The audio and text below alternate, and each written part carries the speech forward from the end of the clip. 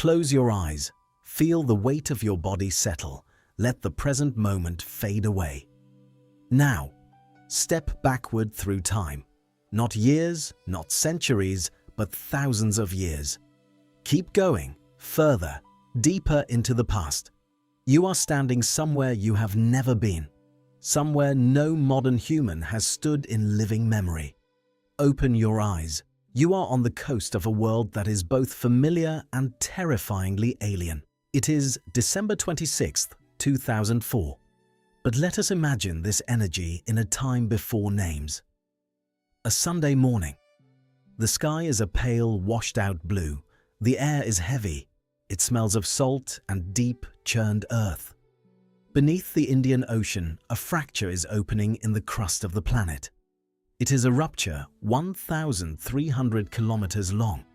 That is the distance from London to Rome. It unzips in mere minutes. The seafloor lifts. It snaps upward by 15 meters in a violent spasm.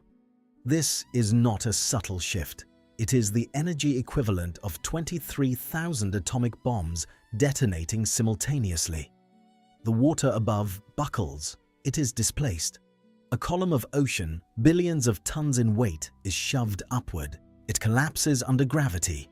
It splits. A wave is born. It races across the deep ocean at 800 kilometers per hour. This is the speed of a jet airliner. It is silent in the deep.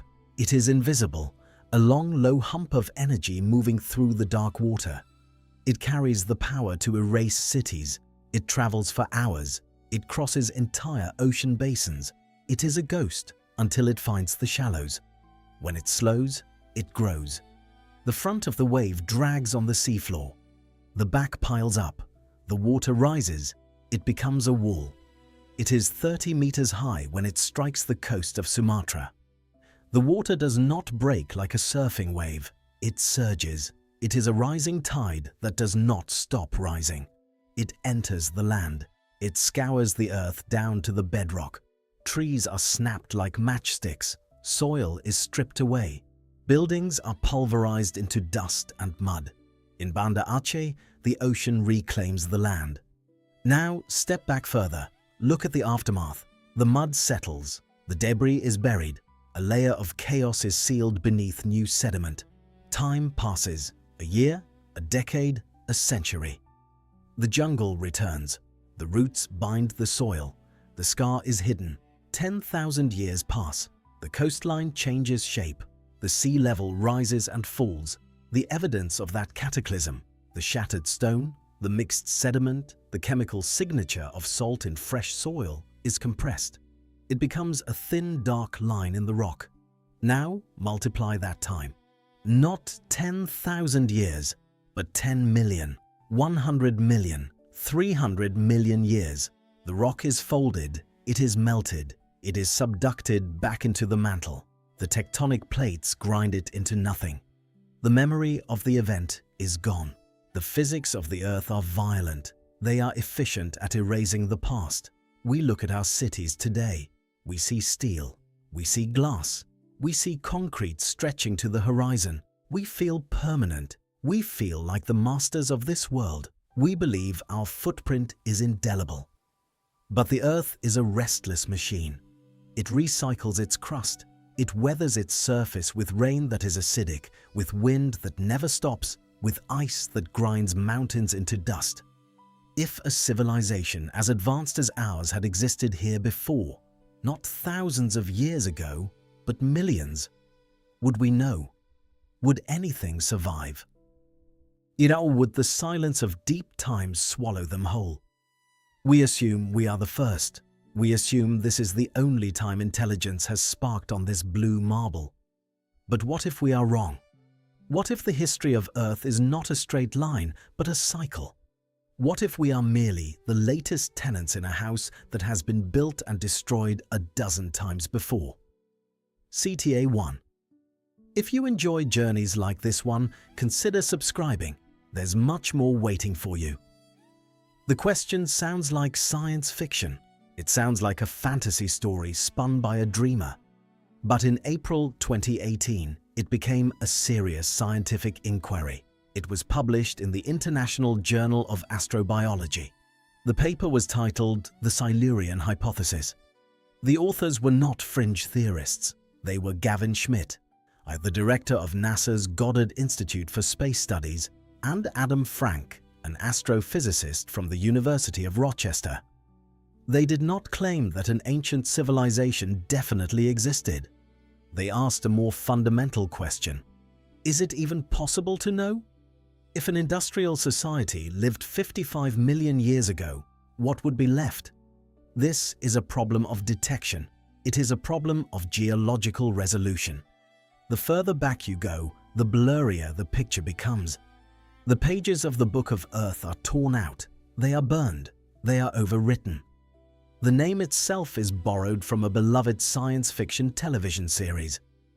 In Doctor Who, the Silurians were intelligent reptiles who supposedly ruled Earth before the apes evolved.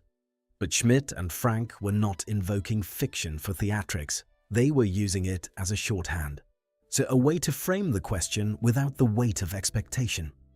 The Silurian geological period itself, 443 to 419 million years ago, was an age of shallow seas and the first jawed fish. Life had not yet conquered the land, but it serves as a reminder there is so much time behind us, so many ages we barely comprehend. Consider the age of the Earth.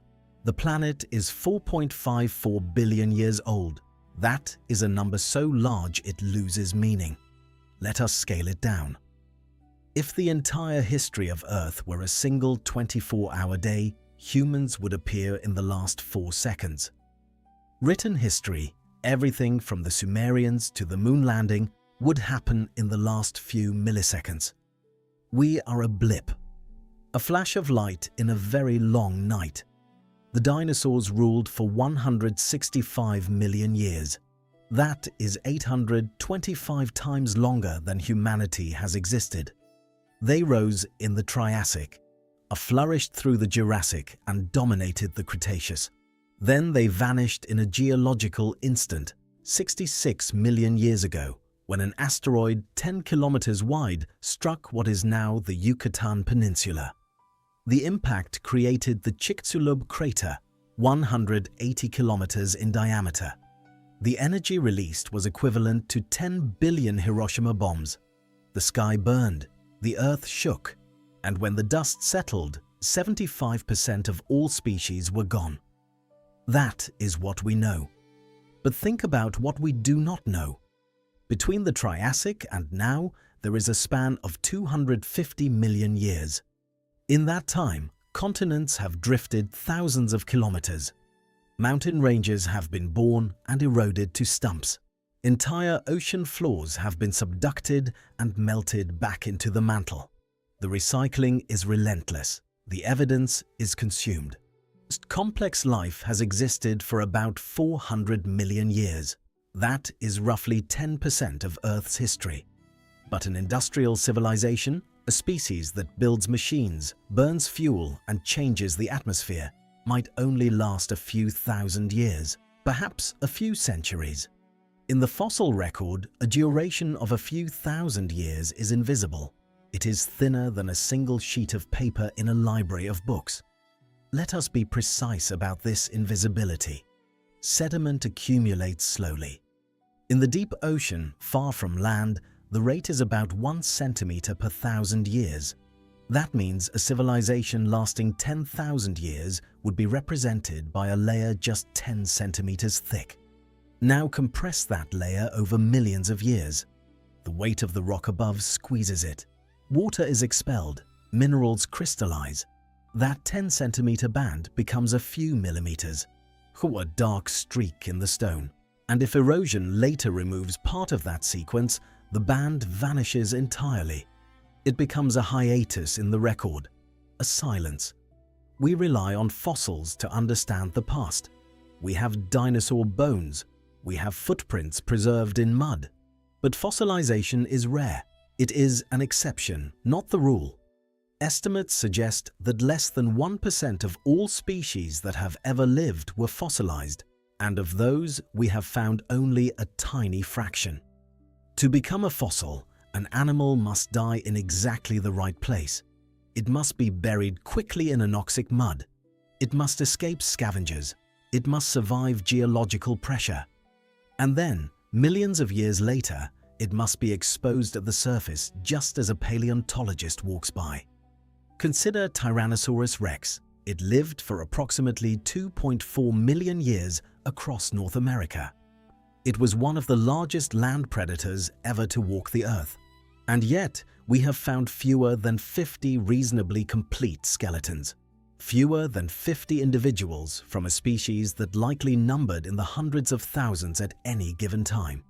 If we apply this ratio to a hypothetical intelligent species with a smaller population, say 10 million individuals living over 20,000 years, the chance of finding even one skeleton approaches zero.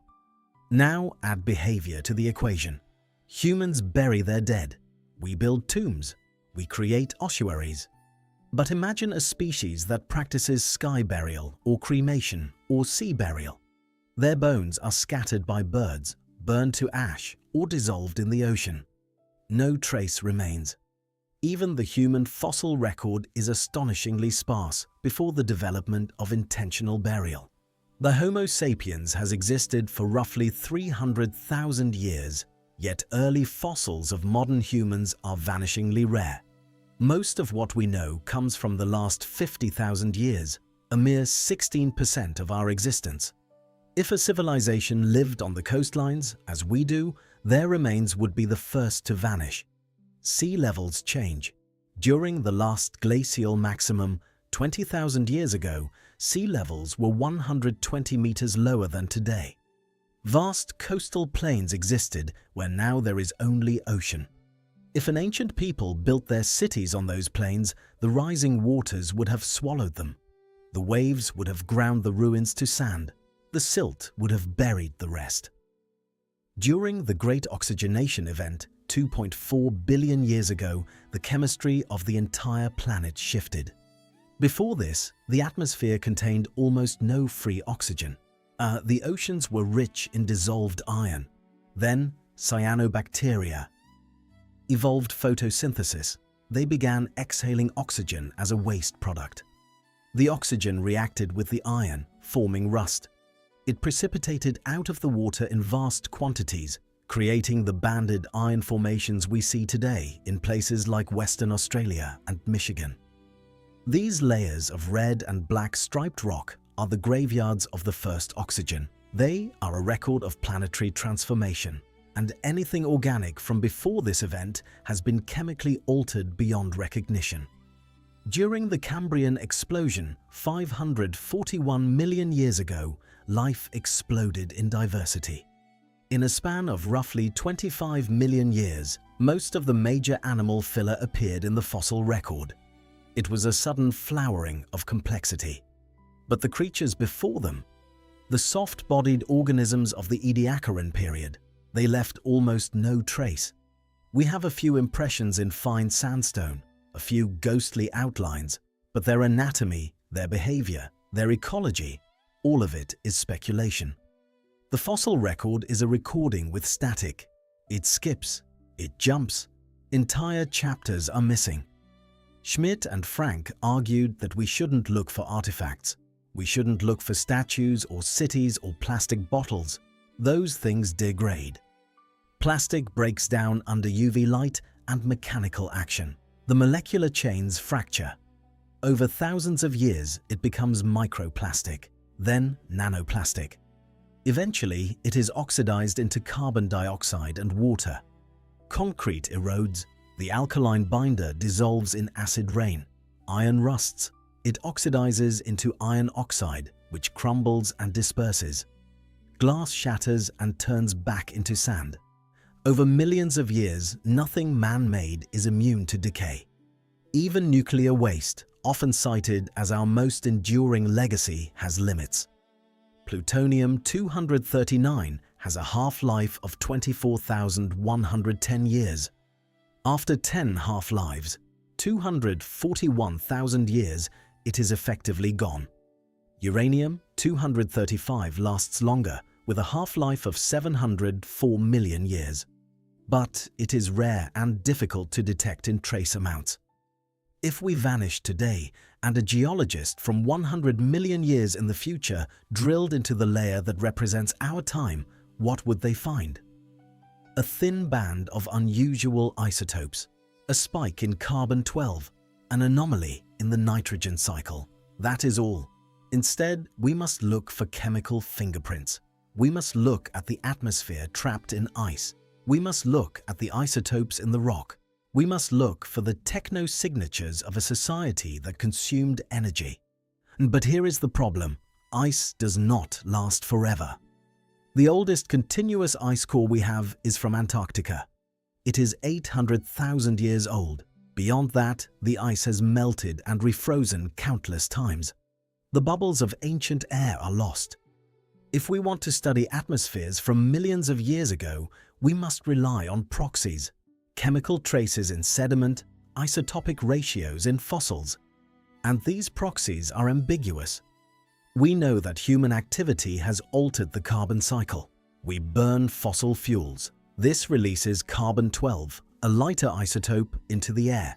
This changes the ratio of carbon-12 to carbon-13 in the atmosphere.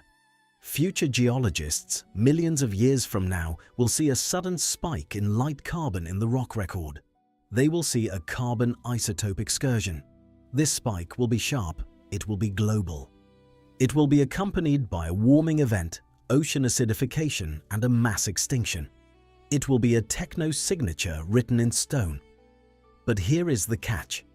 We see these excursions in the geological record already. We see them in the Paleocene-Eocene thermal maximum, 56 million years ago. The temperature spiked by 5 to 8 degrees Celsius. The oceans warmed, carbonate dissolved, species went extinct, and the carbon isotope ratio plummeted. Approximately 3,000 to 7,000 gigatons of carbon were released into the atmosphere. This is comparable to the fossil fuel reserves of modern humanity. The event is well documented. It lasted about 200,000 years. But the cause? We are not certain. The leading hypothesis is that volcanic activity in the North Atlantic igneous province released vast quantities of carbon dioxide. Alternatively, a sudden warming may have destabilized methane clathrates on the ocean floor, frozen methane trapped in ice, causing them to release methane gas, which then oxidized into carbon dioxide. Both are plausible, both are natural. But could it have been something else? Could an ancient civilization have burned their way into a climate catastrophe, just as we are doing now? The isotopic signal would look the same. We see similar events in the Cretaceous. The oceanic anoxic events, periods when the deep ocean lost its oxygen, are marked by carbon isotope excursions and warming. We see them in the Permian during the greatest mass extinction of all time. 252 million years ago, 90% of marine species and 70% of terrestrial vertebrates vanished. The carbon isotopes plummeted, the temperature soared, the oceans became toxic. And we blame the Siberian traps, a massive volcanic province that erupted for hundreds of thousands of years. But what if the volcanism was not the only factor? What if it was accelerated or triggered by something else? Are these natural events?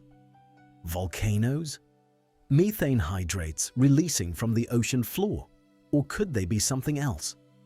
The science does not give us a yes or no. It gives us a maybe. It tells us that the Earth is capable of hiding secrets in the chemistry of the deep rock. It tells us that the signals we would leave behind are not unique. They are mimicked by nature, and so the question remains open. Unanswered. Waiting in the dark. To understand what could be hidden, we must walk through the world as it was. We must visit the eras of deep time. Let the silence of the present return. Step back again. Let us go to the Permian period. It is 252 million years ago. The world is a single vast continent called Pangaea. It is shaped like a crescent moon. It is surrounded by a global ocean, Panthalassa. The word means all sea. It is blue and vast and empty. The center of the continent is a desert. It is vast. It is red. The heat is suffocating. Temperatures in the interior reach 50 degrees Celsius regularly. There are no ice caps. The poles are temperate. The world is a hothouse. The air is thick. The oxygen levels are lower than today, perhaps 15% compared to our 21%. You would gasp for breath if you tried to run. The silence is profound. There are no birds singing. Birds have not been invented yet. There are only the sounds of wind hissing over sand and the dry rustle of leathery skin. In the swampy lowlands near the coasts, where the rulers of this world walk, they are not dinosaurs, they are synapsids, the ancestors of mammals. Dimetrodon basks on a mudbank, the great sail on its back flushing with blood to catch the morning sun. That sail is a thermoregulator, a solar panel, and a radiator combined. It is purple and green with blood vessels, stretched thin like membrane. Gorgonopsids prowl the fern forests. They are terrifying predators, 3 meters long, with saber teeth and powerful barrel chests. They are the apex. They are the kings. They have ruled for millions of years. They seem invincible. The vegetation is strange by our standards. There are no flowers, no grass. The forests are made of seed ferns and cycads, plants that look halfway between ferns and palms. The trees are glossopteris, with tongue-shaped leaves that rustle in the dry wind. In the undergrowth, primitive reptiles scurry. Pariasaurs, bulky herbivores with armored skin, move in slow herds through the wetlands. They are the size of cows, covered in bony studs, chewing the tough vegetation with flat teeth. The sky is pale. The sun is dimmer than today, but the greenhouse effect is intense. Carbon dioxide levels are high, perhaps 2,000 parts per million compared to our current 420. The air shimmers with heat. Dust devils spiral across the interior deserts. At night, the stars are brilliant. The Milky Way is a river of light across the sky. There is no light pollution. There is no one to see it except the silent reptiles. But the Earth is waking up beneath them. In the region we now call Siberia, the ground is cracking. The Siberian traps are opening. This is not a volcano like Vesuvius. It is a flood basalt event. Magma does not explode. It bleeds. Vast fissures open in the earth, hundreds of kilometers long. Basalt pours out like water from a broken dam. It covers an area of 7 million square kilometers. That is nearly the size of Australia. The lava flows for hundreds of thousands of years, layer upon layer. The rock piles up to a thickness of 3 kilometers in some places. The magma burns through coal seams buried in the crust. It ignites vast underground reserves of methane. It releases trillions of tons of carbon dioxide. It releases sulfur dioxide, which reacts with water to form sulfuric acid rain. It releases chlorine and fluorine, which attack the ozone layer. The sky darkens with ash. Acid rain falls on the forests. The leaves wither. The trees die standing, grey skeletons in a grey landscape. The ocean begins to die. The water warms. It reaches 40 degrees Celsius at the surface in the tropics. It is like a hot bath. Oxygen cannot stay dissolved in water this hot. The warmer the water, the less oxygen it can hold. The circulation stops. The currents that bring oxygenated water from the poles slow and cease. The deep ocean becomes anoxic. It becomes a dead zone. It turns purple. Purple sulfur bacteria bloom in the oxygen-free depths. They thrive in the darkness. They release hydrogen sulfide gas, H2S. The ocean smells of rotten eggs. The gas bubbles up. It enters the atmosphere. It drifts over the land. It poisons the air. It destroys what little ozone remains. On land, the temperature spikes. The interior of Pangaea becomes a furnace. Animals flee toward the coasts, but the coasts are no refuge. The shallow seas are dead. Coral reefs bleach and dissolve. The trilobites, which have survived for 270 million years, finally vanish. The ammonites are decimated. The brachiopods, those small clam-like creatures that carpeted the seafloor, are wiped out. Only a handful of species survive in isolated refuges. This is the Great Dying. 90% of all marine species vanish. 96% of marine genera are lost. 70% of terrestrial vertebrate species are wiped out. 57% of all biological families disappear. It is the only mass extinction to significantly affect insects.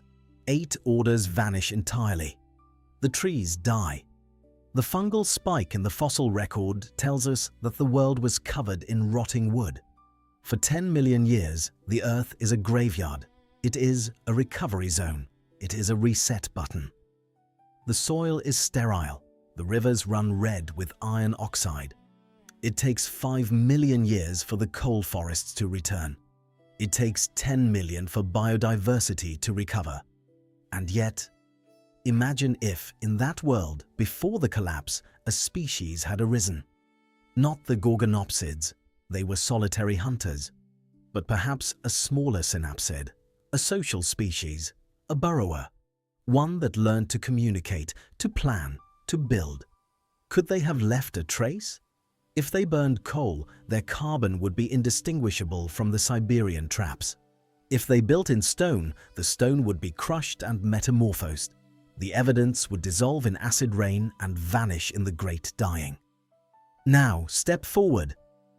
The Permian is over. We are in the early Triassic, 250 million years ago. The world is recovering. Slowly. The continents are still locked together as Pangaea, but life is creeping back. The survivors are strange. They are opportunists. Lystrosaurus dominates the land. It is a pig-sized herbivore, a dicynodont, with a beak and 2 tusks. Fossil evidence suggests that at one point, 95% of all land vertebrates were Lystrosaurus. It is the most successful land vertebrate in history. It spreads from Antarctica to Russia. It inherits the emptiness. The climate is still hot. The interior is still desert.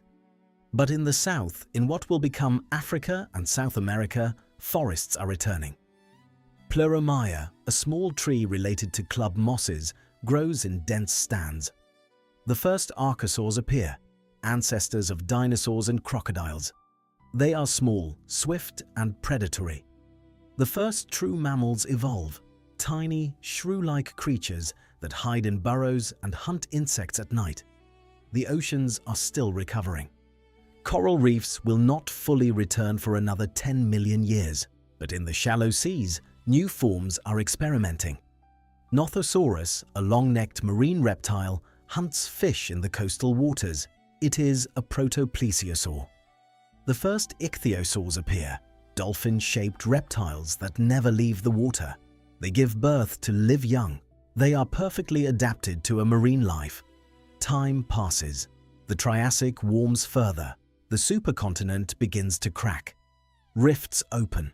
Volcanic eruptions mark the beginning of the Atlantic Ocean. The world is changing shape, and then, 201 million years ago, another mass extinction, the Triassic-Jurassic boundary. Half of all species vanish. The cause is debated: volcanism, asteroid impact, climate change. But the result is clear. The world is reset again, and in the aftermath, the dinosaurs rise, jump forward. It is now 150 million years ago. The late Jurassic. Pangaea has split. The Atlantic Ocean is a narrow seaway. The climate is tropical. There are no ice caps. Sea levels are 200 meters higher than today. Much of the continents are shallow seas, warm, clear, and teeming with life. On land, the dinosaurs rule. Brachiosaurus, 25 meters long and 50 tons in weight, browses the treetops. Allosaurus, 9 meters of muscle and teeth, hunts in packs. Stegosaurus, with its plated back and spiked tail, grazes in the fern meadows. The skies are filled with pterosaurs. Pterodactylus glides over the lagoons. snatching fish with its toothed beak. The first birds are appearing. Archaeopteryx with feathers and teeth is neither dinosaur nor bird, but something in between. The oceans are rich. Ammonites, those spiral-shelled cephalopods, have diversified into thousands of species. They range in size from the diameter of a coin to the width of a truck tire. Plesiosaurs cruise the open ocean, their long necks snaking through the water. Leopleurodon, a massive pliosaur, hunts the deep waters. It is 7 meters long. Its skull alone is 1.5 meters. It is the apex predator of the Jurassic seas. In what is now Germany, the Solnhofen limestone is being deposited. It is a lagoon system, shallow, salty, and stagnant. When creatures die and sink to the bottom, they are preserved in exquisite detail. Feathers, scales, soft tissue. This is where we find Archaeopteryx, where we see the transition from dinosaur to bird frozen in stone. The detail is so fine we can see the individual barbs of the feathers. This is a window into the Jurassic, a snapshot. But it is rare. Most of the world leaves no record. Move forward again, it is 100 million years ago. The Cretaceous period.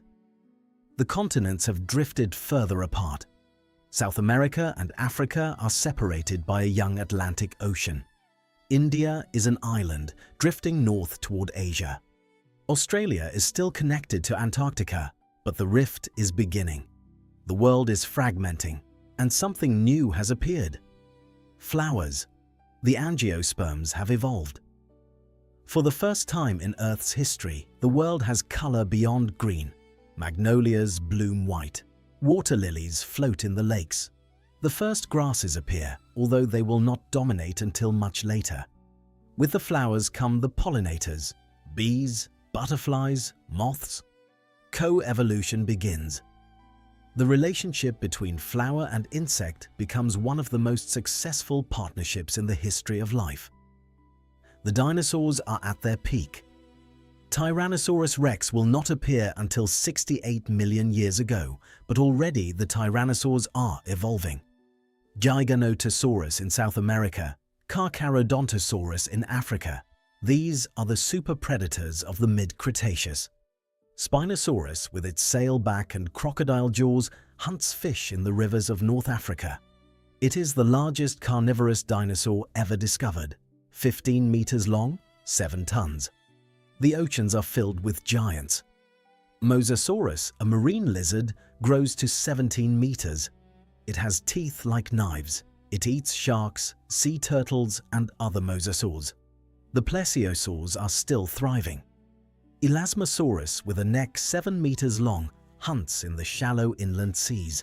And in the deep ocean, enormous sharks patrol. Cretoxyrina, the Ginsu shark, is 7 meters long and covered in rough scales that act like sandpaper. It is the ancestor of the great white. The climate is warm. Carbon dioxide levels are high, around 1,000 to 1,500 parts per million. There are no ice caps. The poles are forested. In northern Alaska, which is at a latitude similar to modern-day Greenland, Edmontosaurus and Troodon live in temperate forests. They endure months of darkness in the polar winter, but the temperature never drops below freezing. It is a greenhouse world. Now, shift your vision. Go back further, 508 million years ago. The Burgess Shale. We are in what is now British Columbia, Canada, but at this time it is near the equator. The world is water.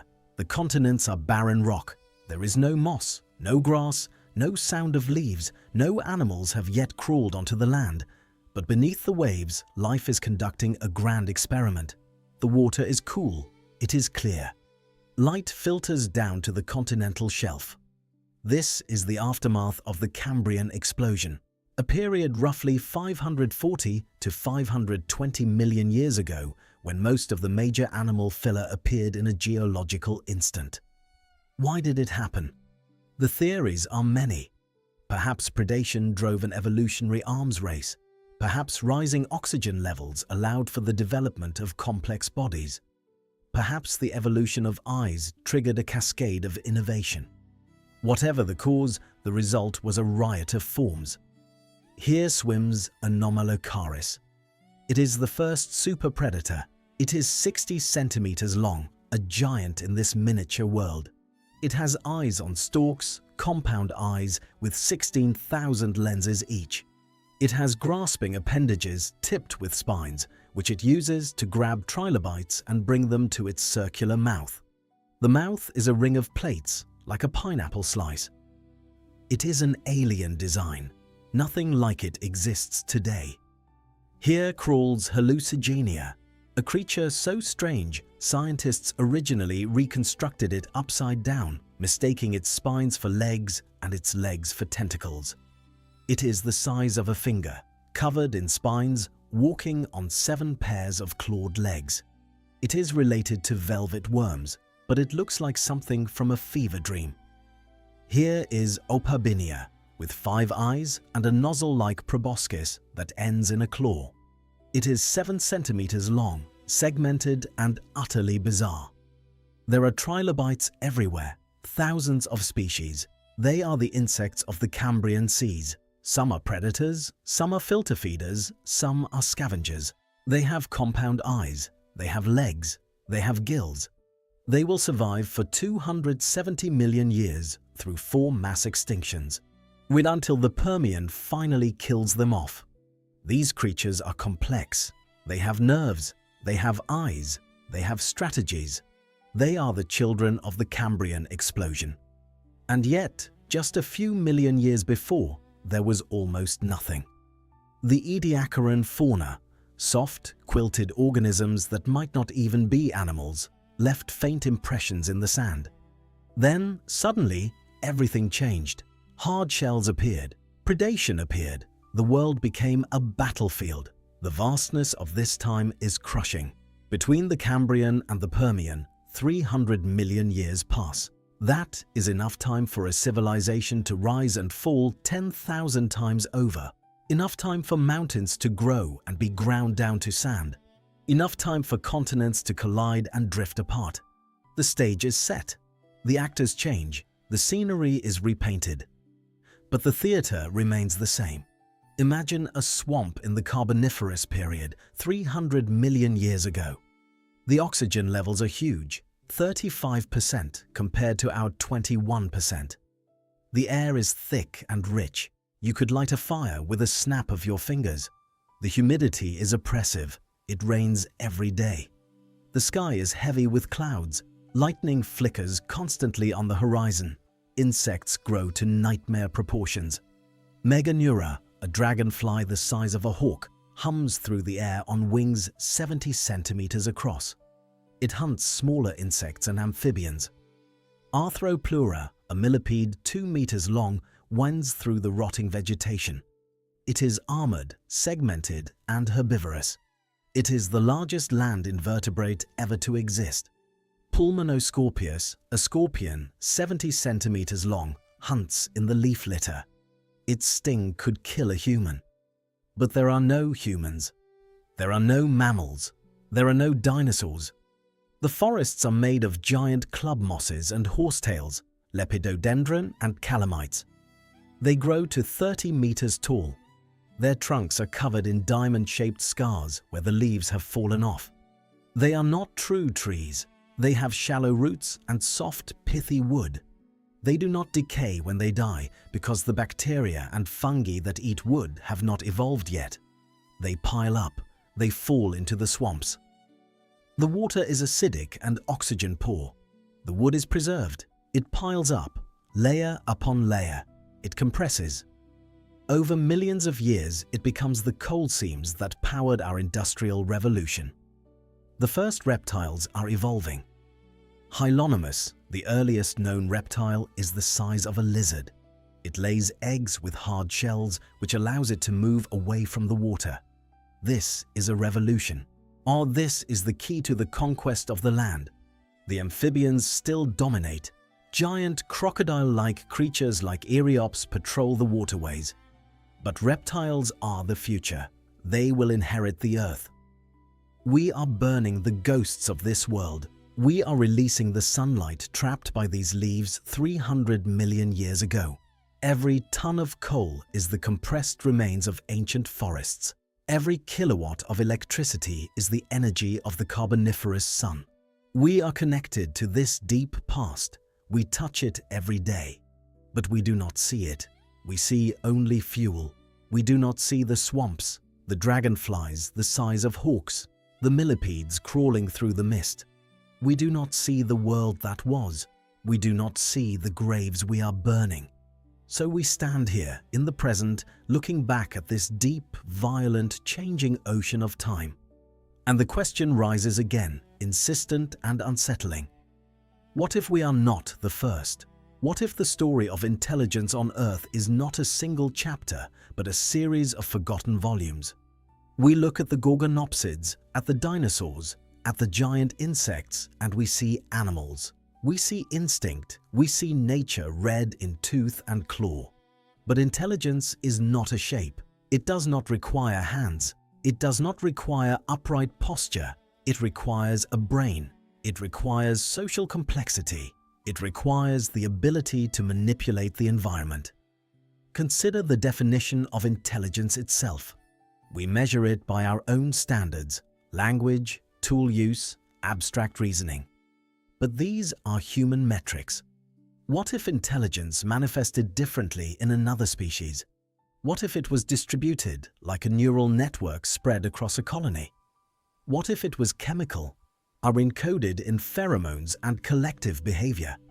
What if it was acoustic, a symphony of communication we would perceive as mere noise? The octopus, as we mentioned, has a brain architecture completely unlike ours. 2/3 of its neurons are in its arms. Each arm can think independently. It is an intelligence without centralization.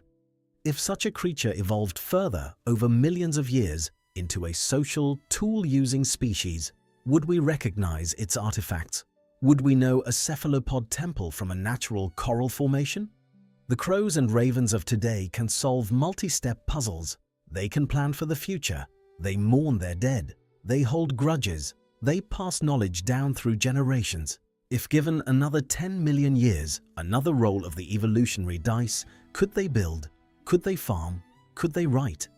We dismiss them because they do not look like us. But the fossil record has shown us again and again that the shapes of life are stranger than we imagine. The Cambrian fauna looked alien because they were alien to our expectations. The hallucigenia defied reconstruction because we could not conceive of such a body plan. What other body plans have we missed? What other minds have we overlooked? If a species evolved to the level of 19th century humanity during the Jurassic period, 160 million years ago, and flourished for 5,000 years before collapsing, how would we know? Their wooden structures would be compost. Their iron tools would be rust dust dispersed in the soil. Their stone monuments would be eroded by glaciers or buried under kilometers of sediment. If they did not reach the level of mass plastics or nuclear isotopes, they would be ghosts. Let us be specific. 5,000 years is the span from the invention of writing in Sumer to the present day. That is all of recorded human history. All of our civilizations, Egyptian, Greek, Roman, Chinese, Mayan, Aztec, fit within that window. If an ancient species had an equivalent run, the entire arc of their rise and fall would be compressed into a geological instant. In a sediment core, it would be a fraction of a millimeter, a dark band, a curiosity, a footnote. What could hide in the gaps of geological time? What could exist in a 10 million year hiatus in the sedimentary record? A hiatus is a gap where rock was eroded or never laid down. It is a missing page. We have gaps in the record that last longer than the entirety of human existence. The entire worlds could fit in those silences. The Grand Canyon exposes nearly 2 billion years of geological history. But there is a gap, a billion-year gap, between the Vishnu basement rocks and the Tapiats sandstone. It is called the Great Unconformity. 1 billion years of history erased. worn away, lost. What happened in that time? Mountains rose and fell, oceans appeared and vanished. Life evolved in ways we will never know. And perhaps in that abyss of missing time, intelligence flickered. How would we detect them? Would we find a sudden spike in nitrogen usage, a layer of rare earth metals refined and concentrated? Or would we simply find a strange anomaly, a temperature spike, a carbon release, that we explain away as a natural phenomenon? Are we looking at the ruins of an empire and calling it a volcano? Consider the iridium layer at the Cretaceous-Paleogene boundary. It is a thin band of clay enriched with iridium, an element rare on Earth but common in asteroids. This is the smoking gun of the Chicxulub impact. It is global. It is undeniable. It marks the end of the dinosaurs. But what if there are other layers we have not yet interpreted? Layers enriched with platinum or osmium or scandium, elements that are byproducts of industrial refining. We know that our own civilization is concentrating these elements. Smartphones contain over 30 different metals, many of them rare earths. When we discard these devices, the metals disperse, but they do not vanish. They settle into landfills, into rivers, into the ocean sediment. Millions of years from now, a geologist might find a thin layer of anomalously high neodymium or tantalum or lithium. Would they know what it meant, or would they assume it was a natural enrichment process? This is the central paradox. The signals of a technological civilization are ambiguous. They mimic natural processes. A spike in methane could be a civilization burning fossil fuels, or it could be wetlands expanding. A spike in nitrogen could be intensive agriculture, or it could be a bloom of nitrogen-fixing cyanobacteria. The Earth's own processes are noisy. They obscure the signal. And there is another problem: preservation bias. We find fossils where conditions are perfect, where the organism died in anoxic mud, where there was no scavenging, where the sediment was not later melted or eroded. These conditions are rare. The vast majority of life leaves no trace. The vast majority of time leaves no record. We are sampling a tiny, a biased fragment of the past, and we are drawing conclusions about the whole. So the question is not just, could an ancient civilization have existed? It is, how would we ever know for sure? What test could we devise? What marker could we search for that would be unambiguous? Or are we doomed to uncertainty, forever haunted by the possibility that we are not the first dreamers to gaze up at the stars from this blue world? The silence of deep time does not give us answers. It gives us space. Space for doubt, space for wonder, space for the realization that our place in the cosmos may be stranger than we ever imagined. But here is where the story gets truly strange. We assume that if we found something artificial, we would recognize it. We assume a relic would look like a gear, or a microchip, or a carved block of stone. But evolution is not linear. Technology is not inevitable. Intelligence might take paths we cannot even conceive. Our understanding of technology is shaped by our own history. We went from stone tools to bronze, to iron, to steel. We discovered fire, then electricity, then nuclear fission. This is the human path, but it is not the only path. It is not even necessarily the most efficient path. It is simply the one we took, constrained by the shape of our bodies, the chemistry of our world, and the accidents of our evolution. Consider the octopus. It is an invertebrate. It split from our evolutionary line 600 million years ago, long before the first vertebrates crawled onto land. It has 9 brains, 1 central brain and a neural cluster in each arm. Each arm contains approximately 40 million neurons. That is more than the entire brain of a mouse. Each arm can think independently. It can explore, manipulate, and problem-solve while the central brain attends to other matters. The octopus can solve puzzles. It can open jars. It can use tools, carrying coconut shells as mobile armor, Wielding rocks as hammers, it can change the color and texture of its skin to match its surroundings perfectly in less than a second. The chromatophores in its skin are controlled by its nervous system. It is painting itself into existence moment by moment. It is a sentient alien sharing our planet. We swim beside it and barely recognize its intelligence. Now imagine, if cephalopods developed a civilization in the deep ocean 200 million years ago during the Jurassic, what would it look like?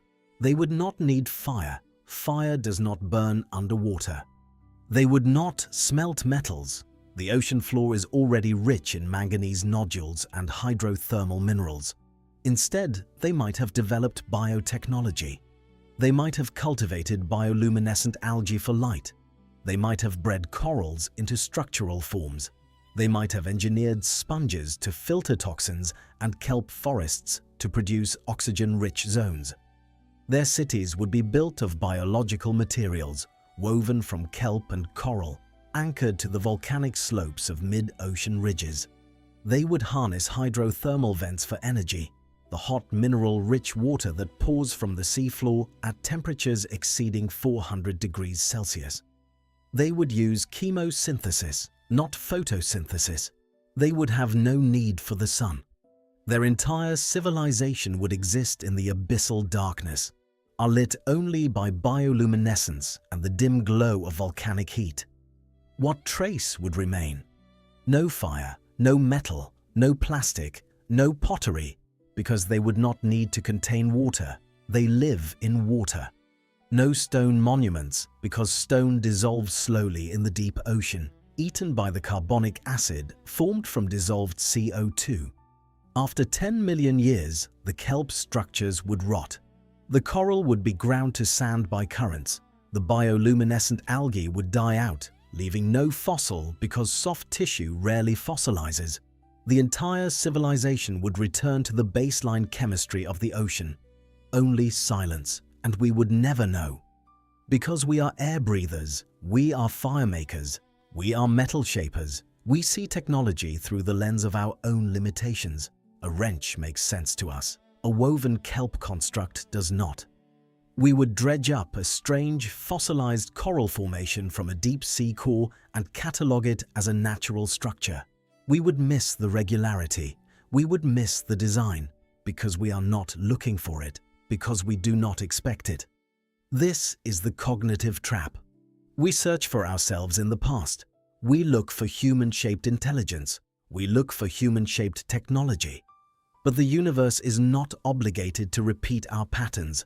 Life is creative. Life is adaptive. Life finds a way, and the way it finds may be utterly alien to us. Think about the bacteria that live in the hot springs of Yellowstone. They thrive in water at 80 degrees Celsius, in conditions that would boil us alive. Their entire biochemistry is adapted to extreme heat. If they achieved intelligence, their technology would be heat-based. They might communicate through thermal gradients. They might build using thermophilic biofilms. We would never recognize it. It would look like geology to us. Or consider the slime molds. They are not animals. They are not plants. They are something in between. A slime mold can navigate a maze. It can solve optimization problems. It can remember where it has been by leaving chemical trails. If slime molds scaled up, if they formed a collective intelligence across vast networks, would we see it? Or would we just see a forest floor covered in fungus? We might be standing on the bones of giants and mistaking them for rocks. We might be breathing the exhaust of an ancient industry and calling it natural background radiation. The arrogance of the present blinds us to the possibilities of the past. We assume we are unique. We assume we are special. We assume the universe waited 4.5 billion years for us to arrive and finally understand it. But what if the universe has been understood before? What if the question, "What is this?" has been asked 1,000 times in 1,000 different languages by 1,000 different minds? What if we are simply the latest in a long line of askers and the answer is always the same? Silence. Forgetting. the grinding of the tectonic plates, the slow, patient erasure of the Earth. The mystery is not just out there in the stars, it is beneath our feet. It is in the rock we quarry, the coal we burn, the oil we pump. Every sedimentary layer is a page in a book we can barely read. Every fossil is a word in a language we are only beginning to understand. And the silent pages, the hiatuses, the gaps, the unconformities, those might be the most important chapters of all. Because what is hidden in silence is often more profound than what is shouted from the mountaintops. The absence of evidence is not evidence of absence. It is simply absence. A blank space. A question mark written in stone. CTA 2. If this story is carrying you somewhere peaceful, feel free to close your eyes. The narration will guide you. And so, let us enter the realm of possibility. Let us spin the wheel of time and see where it stops. Let us imagine the rise and fall of the Silurians, not the Doctor Who reptiles, but a hypothetical civilization named after the Silurian geological period. Let us construct a story from the dust. Let us breathe life into the silence. Imagine a species evolving in the early Carboniferous, 350 million years ago. The world is green and humid. The oxygen is high, 35%, remember? The air is thick enough to cut. The forests are dense, cathedral-like spaces where the light filters down in shafts of gold through the canopy of giant club mosses and horsetails. The ground is spongy with moss. The water is everywhere, dripping, pooling, flowing. Let us say they are reptilian or perhaps amphibian. They are small, no larger than a dog.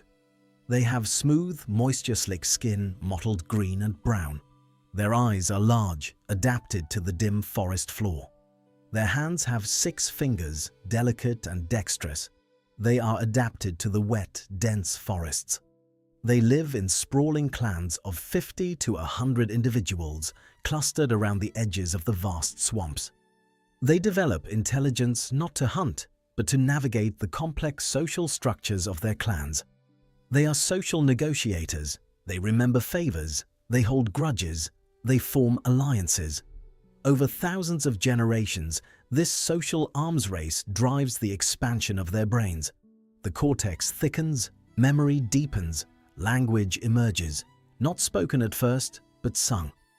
Long, melodic calls that echo through the humid air.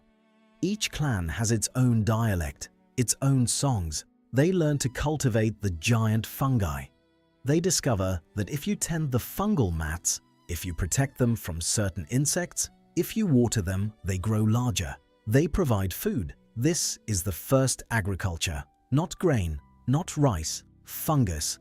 They learn to shape the stone. They use flint to cut. They use obsidian, volcanic glass carried down from the highlands by the rivers to scrape and carve. They make tools, simple at first, then complex. Over the next 10,000 years, they spread. They follow the river systems. They move through the swamps in bark-woven boats. They do not build skyscrapers. They cannot. Wood is plentiful, but it rots. Stone is rare in the lowlands. Instead, they build low, sprawling cities of mud brick and hardwood, stilted above the water. The structures are beautiful, organic, flowing. They blend into the forest. From above, you would not see them. You would see only green. They harness the power of water wheels. The rivers in the Carboniferous are swift and plentiful. They build wheels, great constructions of wood and vine, and use them to grind fungus into flour, to pump water into elevated cisterns.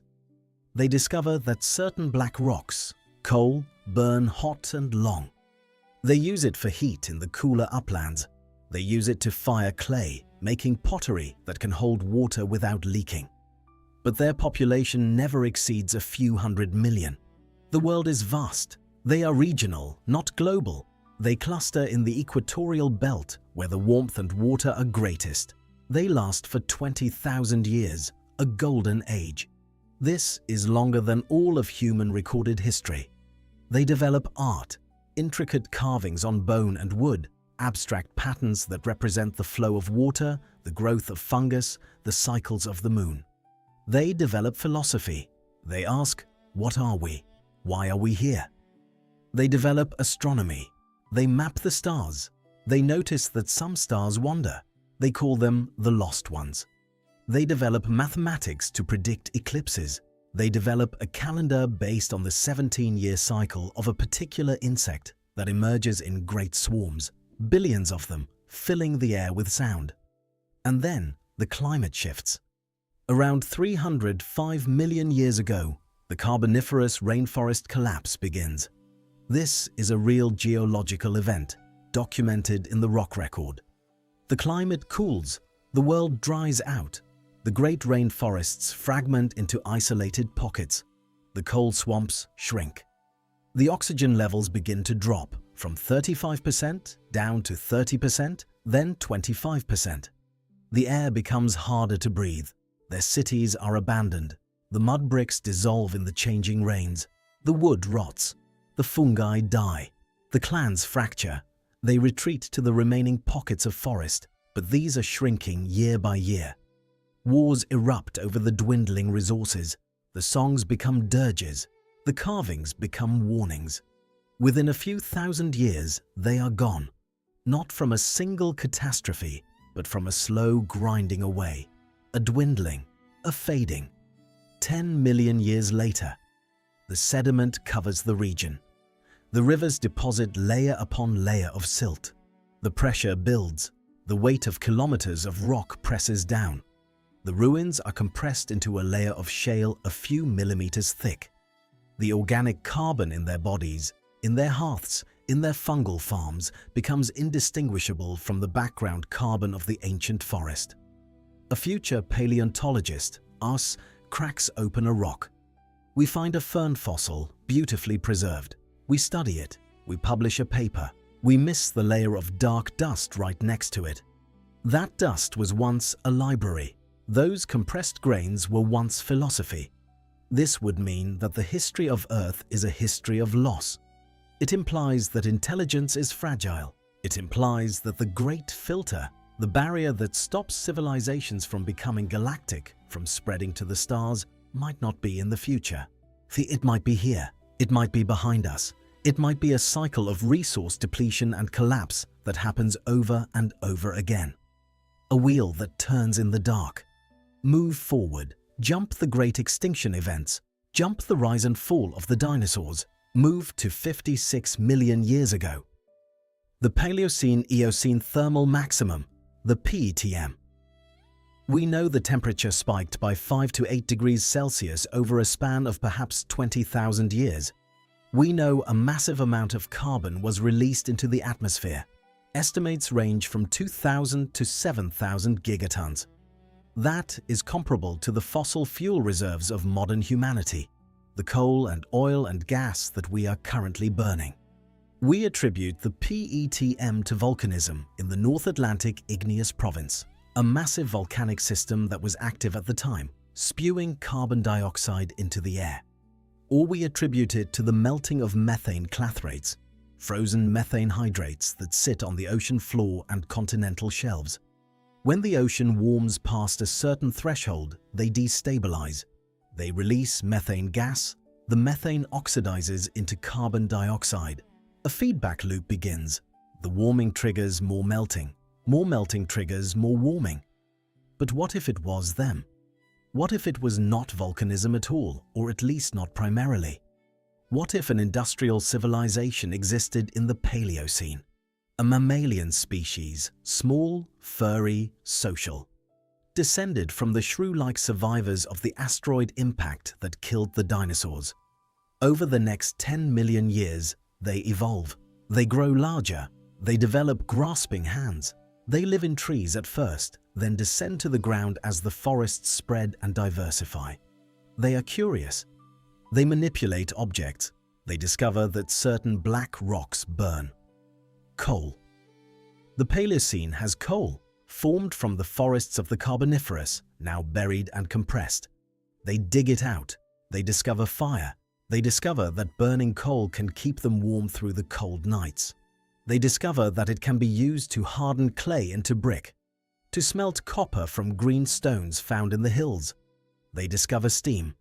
One of them, a genius, a dreamer, notices that water boils over a hot fire, that the steam pushes the lid off a clay pot, that this force can be harnessed. Within a few centuries, they have primitive steam engines. They use them to pump water from mines, to power looms, to drive vehicles on wooden rails. They build a civilization that flares bright and hot, not electric, not nuclear, steam-powered, coal-fueled, industrial.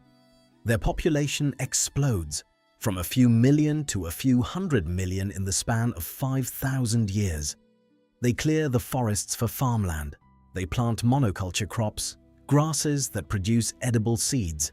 They domesticate other mammals. They build sprawling cities of brick and stone, connected by rail lines and canals. They burn the coal, millions of tons of it, every year. The smoke rises, the carbon dioxide accumulates in the atmosphere.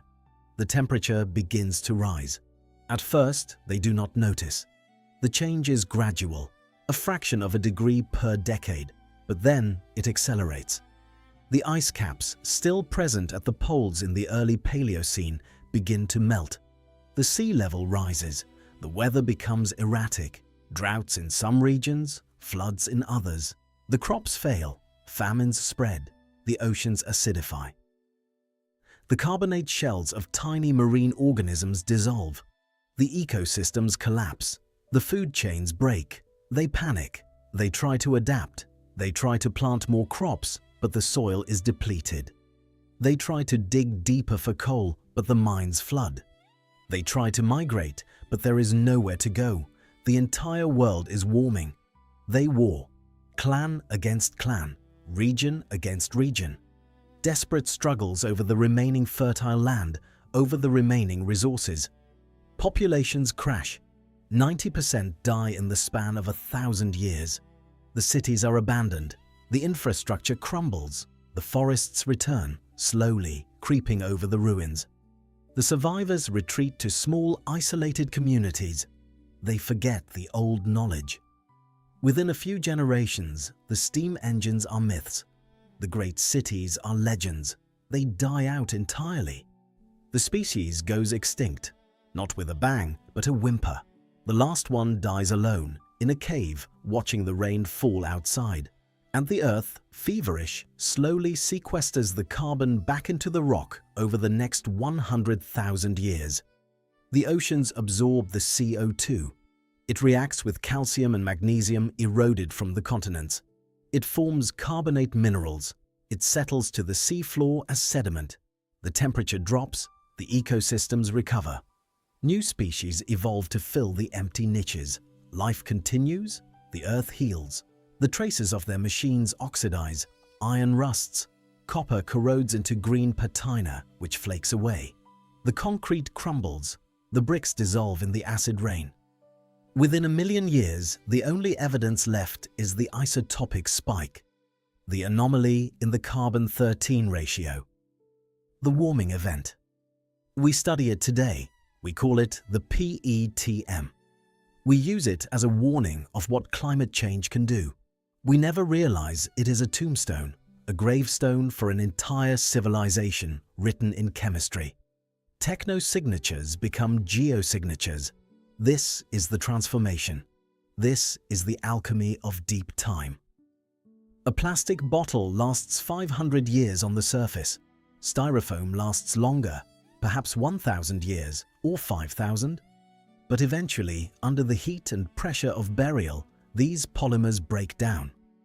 The long chains of hydrocarbons fragment. They return to the oil from which they came, a layer of strange, chemically complex sludge in the sedimentary record, organic rich, waxy, slightly anomalous in composition. Would we notice? If we drilled a core and found a thin layer of hydrocarbon-rich sediment, would we know it was once plastic?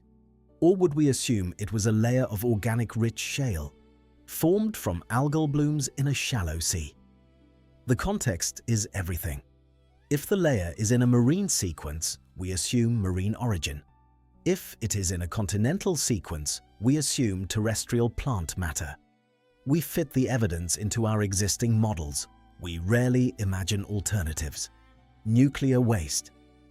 Plutonium-244 has a half-life of 80 million years. Curium-247 has a half-life of 15 million years. If a civilization fought a nuclear war 100 million years ago, the plutonium would still be there, faint but detectable if we looked in the right place with the right instruments. But we have to look for it. We have to assay the specific rock layer in the specific place.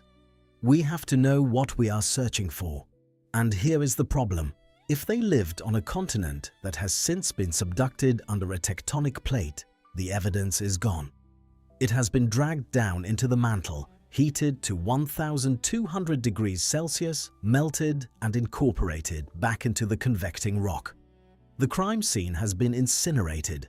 The ash has been mixed back into the magma. It will re-emerge millions of years later as fresh basalt, with no memory of what it once was. The subduction zones are the Earth's recycling centers. The Pacific Plate is currently being subducted beneath Japan at a rate of 8 centimeters per year. Over 100 million years, that is 8,000 kilometers of ocean floor that has been consumed. An entire ocean's worth of sediment, of fossils, of potential evidence has been destroyed. The oldest ocean floor that still exists is only 200 million years old in the Western Pacific. Anything older has been recycled. Gold. We mine gold. We take it from the veins in the earth, deconcentrated by hydrothermal processes over millions of years. We refine it. We purify it to 99.9% or even 99.99%. We store it in vaults, shape it into jewelry, embed it in electronics. If we vanish tomorrow, that gold would eventually be washed into rivers by erosion. It would settle into placer deposits, concentrations of heavy minerals in riverbeds. It would be scattered, but not destroyed. Gold is chemically inert. It does not rust, it does not corrode, but it would be pure, unnaturally pure. Natural gold is usually alloyed with silver, copper, or other metals. It is rarely more than 90% pure in its native form. Finding a nugget of 99.9% pure gold in a geological stratum, not in a modern placer deposit, but embedded in ancient sedimentary rock, would be a smoking gun. It would suggest refinement. It would suggest intelligence. But erosion scatters it. Rivers carry it to the sea. Ocean currents disperse it. Over millions of years, the concentration diffuses. The signal fades. It returns to the dust. It becomes noise. What other signatures might we leave? What traces are durable enough to survive millions of years, but strange enough to be noticed? Consider industrial nitrogen fixation. The Haber-Bosch process, invented in the early 20th century, allows us to convert atmospheric nitrogen into ammonia for fertilizer. This has changed the global nitrogen cycle. The ratio of nitrogen, 15 to nitrogen 14 in soils and sediments, is shifting. This could leave a detectable spike in the geologic record. Consider synthetic minerals. Humans have created dozens of minerals that do not occur naturally. Minerals with unusual crystal structures, formed only at high temperatures and pressures in industrial processes. Minerals like calcium illuminate cement, or synthetic corundum or silicon carbide. These are stable. They persist. If buried in sediment, they could survive for millions of years, but they would be rare. Scattered. A few grains in a cubic meter of rock. You would have to be extraordinarily lucky to find them. Consider the urban heat island effect writ large. Cities are warmer than the surrounding countryside. Concrete and asphalt absorb heat during the day and release it at night. This creates a thermal signature. If a civilization covered significant portions of a continent with heat-absorbing surfaces, it might alter regional climate patterns. This could leave traces in the paleoclimate record, tree rings showing unusual growth patterns, lake sediments showing unusual temperature proxies. But these traces are subtle. They are easily confused with natural variability. The Earth is a machine for forgetting. It is efficient. It is relentless. It covers the dead with dirt. It compresses the dirt into rock. It heats the rock until it melts. It stirs the magma and brings it back to the surface as new crust.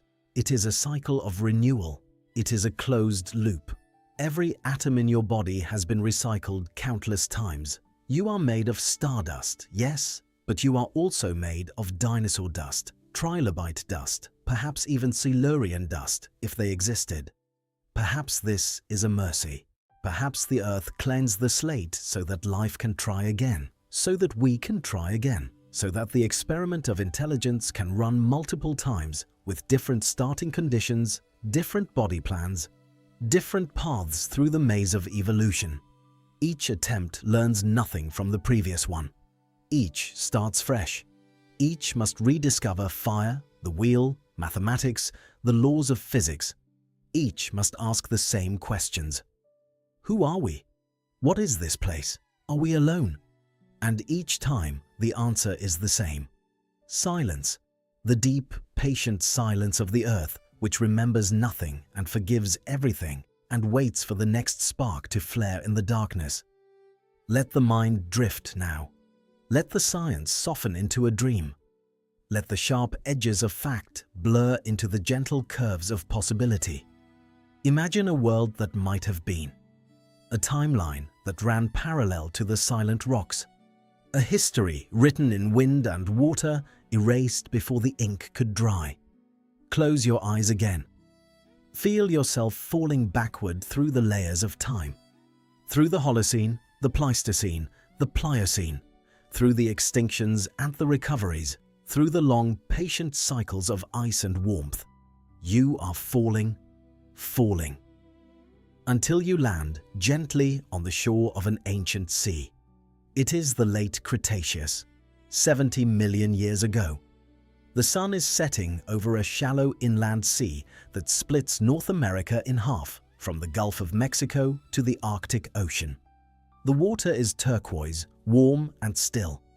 The temperature hovers at 28 degrees Celsius, even in what will one day be Montana. There is no ice anywhere on Earth. The poles are forested. The world is a garden.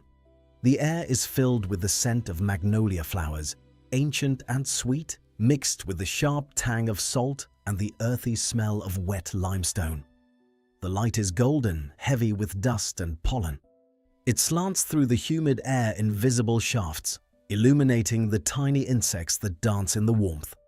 The sky is pale blue, streaked with high cirrus clouds that glow pink and orange in the dying light. The shoreline is gentle. White sand, fine as powder, extends for miles in either direction. Behind the beach, a forest of cycads and ferns rises, dark and mysterious. The trees are not like modern trees. They are ancient forms, Araucaria, relatives of the modern monkey puzzle tree, with thick, bark-covered trunks and spiraling branches. In the understory, flowering plants are just beginning their conquest of the land. Magnolias, water lilies, primitive roses with simple five-petaled blooms. The sea stretches to the horizon, unbroken except for small rocky islands that rise like sleeping whales from the water. The waves are lazy, gentle, rolling in with a rhythm that has remained unchanged for eons. In the shallows, enormous ammonites drift, their spiral shells catching the light. Some are the size of dinner plates, others are as large as tractor tires, ancient cephalopods that have ruled these waters for 300 million years, unaware that their time is almost over. On the shore, a city stands. It is not made of steel and glass. It is not made of concrete and asphalt. It is grown. The architecture is organic, flowing, a fusion of biology and intent. Towers of spiraling calcified stone, secreted by genetically guided coral over the course of decades, rise from the water like the spires of a cathedral. They are white and pearlescent, glowing softly in the twilight with a bioluminescence that pulses gently, a visual heartbeat. The surfaces are smooth, carved by centuries of wave action into flowing organic shapes that seem to breathe. Bridges of living vine connect the towers, thick cables woven from modified lianas that have been cultivated to grow in specific patterns. The vines are strong enough to support the weight of dozens of beings crossing at once.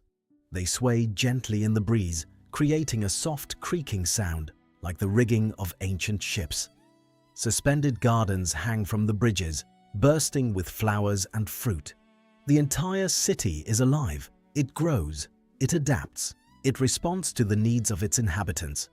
The inhabitants are not human, they are Troodontids, bird-like, feathered, with large, dark eyes that reflect the stars like polished obsidian. Their bodies are small, no larger than a child, but their heads are proportionally large, housing brains that rival ours in complexity. Their feathers are iridescent, shifting colors in the light, greens, blues, purples, not for camouflage, but for communication. Each pattern is a language, each shift of color is a word. They move with a grace we cannot match, their movements fluid and deliberate, each step a calculated placement of their three-toed feet. Their hands, small, delicate, with opposable thumbs, manipulate tools with precision. They weave, they carve, they build. But most of all, they sing. They communicate in complex songs, a language of pitch and rhythm that carries through the humid air like a flute's melody. It is not merely sound, it is layered. High-frequency calls encode one message. Low, resonant hums carry another. The rhythm conveys emotion. The harmony indicates social context. To hear them speak is to hear music. To understand them, you would need to perceive multiple dimensions of sound simultaneously. They do not fear the night. At dusk, when the sky darkens and the stars emerge, they gather on the highest towers. They watch the constellations. They have names for each star, names that are sung, not spoken. They have mapped the movement of the wandering stars, Venus, Mars, Jupiter, tracking their paths across the sky for generations. They know the mathematics of the spheres. They have calculated the precession of the equinoxes. They understand that the Earth tilts slowly over thousands of years and that this tilt governs the seasons and the climate. They have built observatories, not telescopes. Their eyes are already adapted to low light, far more sensitive than ours. Instead, they have constructed calibrated sighting stones, massive monoliths positioned on the highest islands, aligned to the cardinal directions and to specific stars. At the solstices and equinoxes, the rising sun casts specific shadows, marking the turning of the year. The stones are ancient, erected by their ancestors 10,000 years ago when the city was young. In their gardens on the wide plains behind the city, they tend to huge, fern-like crops. These are not natural plants. They have been cultivated over thousands of generations, bred for size, nutrition, and ease of harvest. The fronds are broad, catching the abundant sunlight. The roots go deep, pulling water from the aquifer that lies beneath the limestone. The harvest is communal. Hundreds of Troodontids move through the fields, singing work songs that coordinate their efforts. Their voices rising and falling in complex harmonies. They have tamed the Triceratops, using them as beasts of burden, gentle giants that graze in the shadow of the white towers. The relationship is symbiotic. The Troodontids protect the herds from predators, guiding them to fresh grazing, tending to the young when they are sick. In return, the Triceratops allow themselves to be harnessed, pulling plows through the fields, carrying loads of harvested crops back to the city. The giants are adorned with garlands of flowers, their frills painted with vegetable dyes in patterns that denote their age and lineage. The Tyrannosaurus is a myth to them, a monster of the wildlands beyond the Great Wall, a dragon to be feared and respected. The wall itself is a marvel, a barrier of living thorns cultivated over centuries, growing 30 meters tall and impenetrable. It encircles the fertile lands, keeping the apex predators at bay. Occasionally, a Tyrannosaurus breaches the wall. When this happens, the entire city mobilizes. Not to kill, they do not kill unless there is no other choice, but to drive the creature back into the wilderness. They use fire, drums, coordinated movements. It is a ritual as much as a defense. They have a philosophy of balance. They call it the philosophy of circles. Everything turns, everything returns. The seasons, the tides, the lives of individuals. Birth and death are not opposites, but phases of a cycle. They understand the cycles. They know that the earth provides, but also takes away. They have watched the forests grow and collapse. They have seen the seas advance and retreat. They have lived through droughts and floods. And they have learned to adapt. They do not mind the deep earth. They believe that to dig into the bones of the world is to invite catastrophe. Instead, they harvest the wind. They have built vast arrays of woven sails, mounted on tall poles that catch the coastal breezes and convert the kinetic energy into mechanical work, grinding grain, pumping water, powering looms. They use the tides. At the mouth of the river that feeds the inland sea, they have constructed tidal mills, stone channels that fill and empty with the rhythm of the moon, driving water wheels that never stop turning. Their energy footprint is light, a whisper on the wind. They live in harmony with the world, not because they lack ambition, but because they understand limits. They have calculated the carrying capacity of the land. They regulate their population through social norms, delayed reproduction, communal child-rearing. Every decision is made with the seventh generation in mind. What will the world be like for those who come after we are dust? They value memory. But they do not write, not in the way we understand it. They have no paper, no ink. Instead, they carve their history into large crystals, singing the vibrations into the lattice structure. These crystals are massive. Some weigh hundreds of kilograms. They are kept in special chambers, temperature-controlled, deep within the coral towers. To access the memories, a Troodontid will touch the crystal and sing. The crystal resonates, releasing the stored vibrations. The song that emerges is the voice of an ancestor, preserved perfectly, telling a story, teaching a lesson, recounting a history. These libraries of song are their legacy. Every important event is recorded. The founding of the city, 18,000 years ago, when the first pioneers arrived from the south, fleeing a drought. The Great Flood, 12,000 years ago, when the sea level rose and swallowed the old city, forcing them to rebuild on higher ground. The discovery of agriculture, 9,000 years ago, when a clever individual noticed that the seeds of the fern plants, if planted in rows and tended, would grow larger and more abundant. They sing of their philosophers, the one who counted the stars, who first mapped the constellations and discovered the patterns.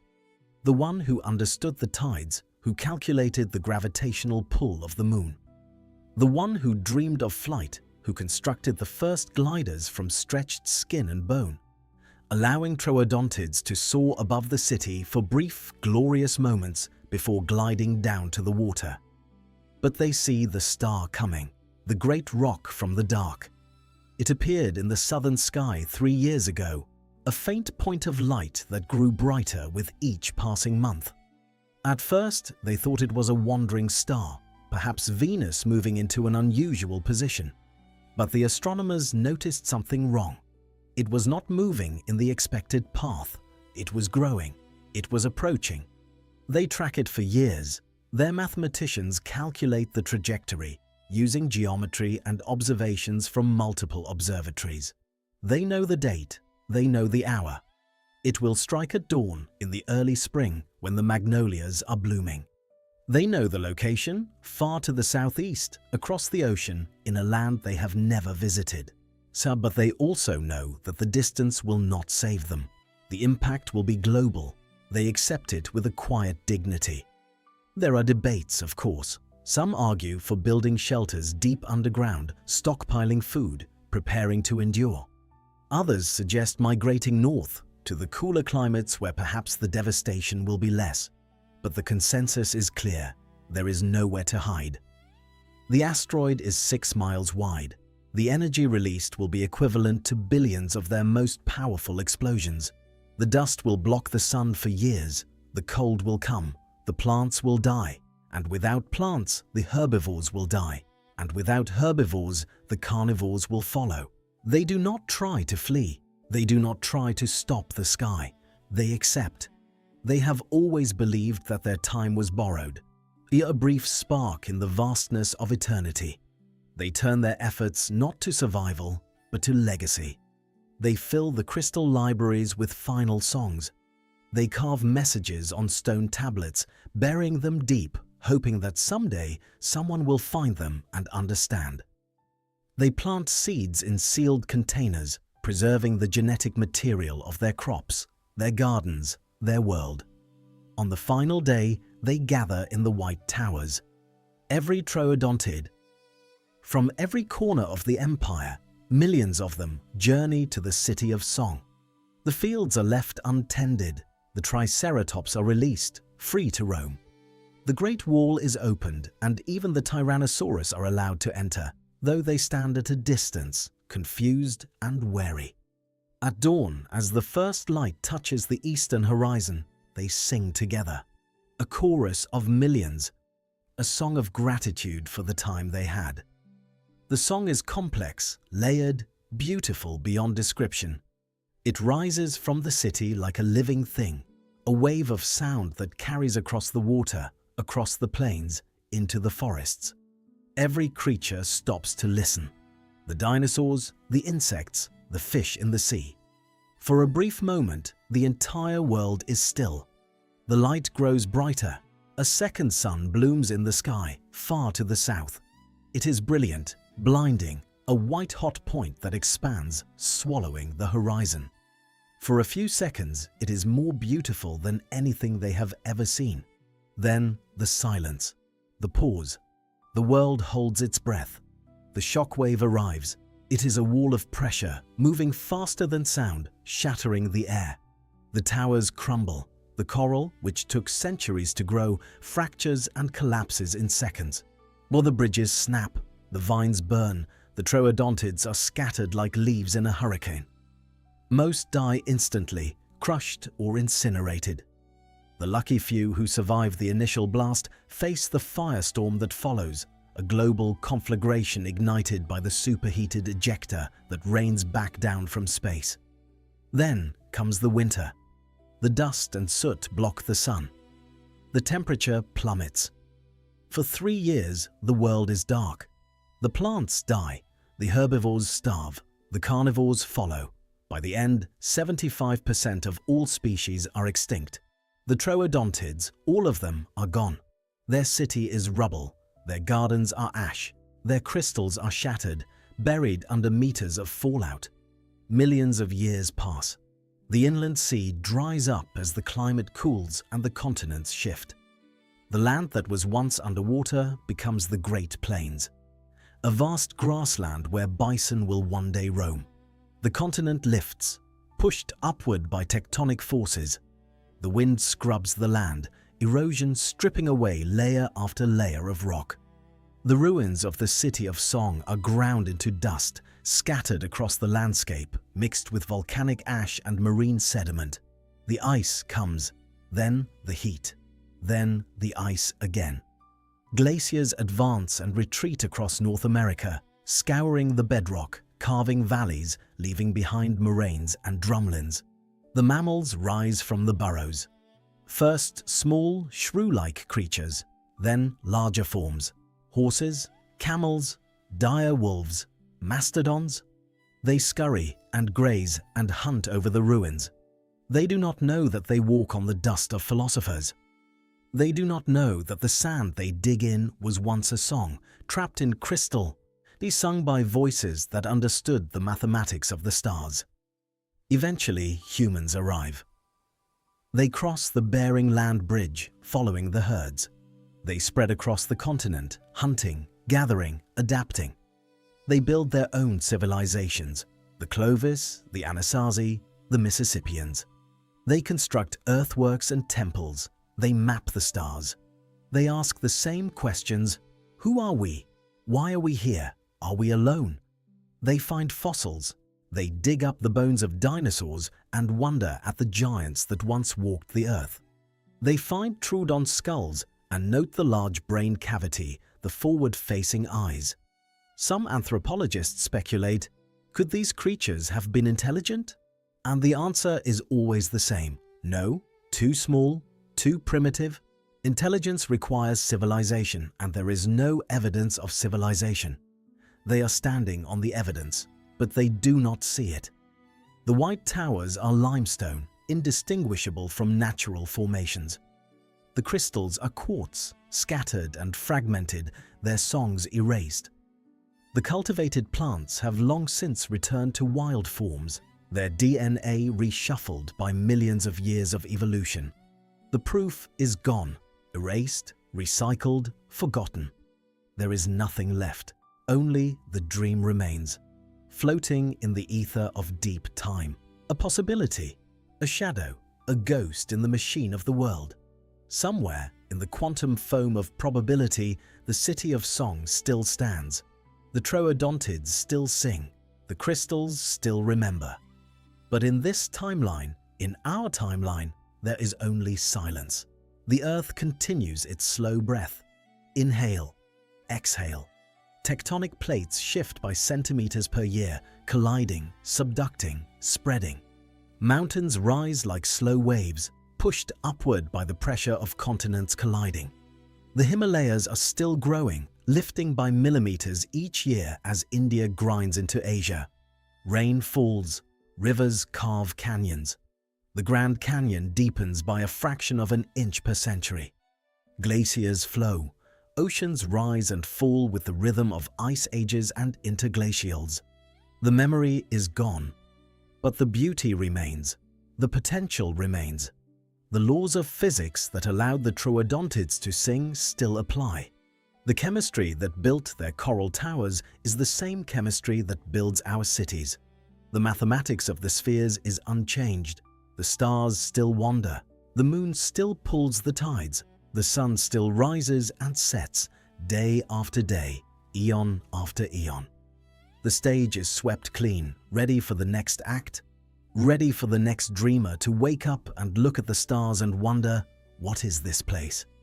And perhaps in another million years, another species will rise, and perhaps they too will build cities and sing songs and carve their history into stone. And perhaps they too will vanish, erased by time, leaving only whispers and echoes and the slow turning of the world. And so the dream continues, endless, patient, waiting in the deep rock for someone to remember, for someone to listen, for someone to understand that we are not the first, and we will not be the last, and that the greatest mystery is not what came before, but what will come after, when we, too, are dust, and the only sound is the wind, and the waves, and the slow, patient breath of the earth. We return to the shore, to the present moment, to the sound of your own breathing. Be steady and calm like the rhythm of the tides. The journey through the deep past is ending. The vast spans of time contract. The millions of years fold up like a map being closed after a long voyage.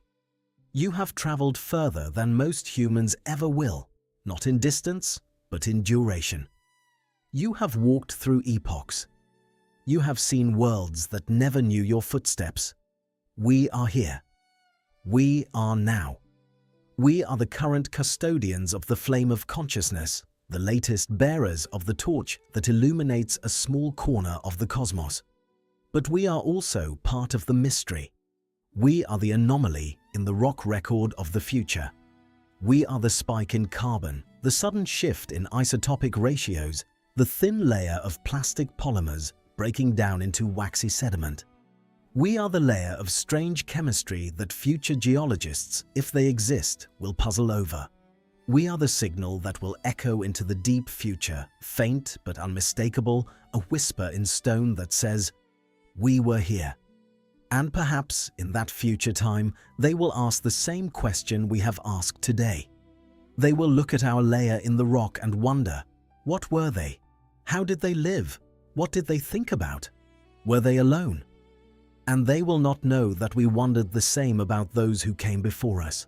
The cycle of questioning continues, each asker unaware of the others, each voice calling into the void of deep time, hoping for an echo that never comes.